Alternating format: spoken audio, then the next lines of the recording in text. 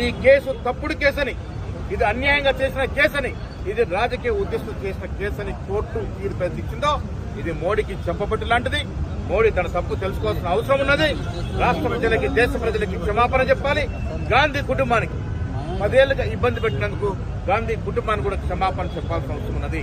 ఇలా మేము శాంతియుతంగా బీజేపీ కార్యాలయానికి వెళ్లి శాంతియుత ధర్నా చేసి రాష్ట్ర దేశ ప్రజలకి ఒక మెసేజ్ ఇవ్వదలుచుకున్నాం.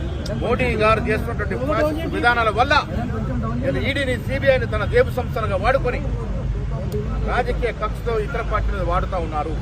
ఈడీ పెట్టిన కేసుల్లో 96% కేసులు ఆపోజిషన్ పార్టీస్ మీద ఉన్నాయంటే ఈడీ బీజేపీకి, మోడీకి ఎలా దేవు సంస్థగా మారిందో మనకు అర్థమవుతా ఉంది. అందుకే మిత్రులారా, మేము తెలపాల్సిన నిరసన శాంతియుతంగా తెలిపినాము.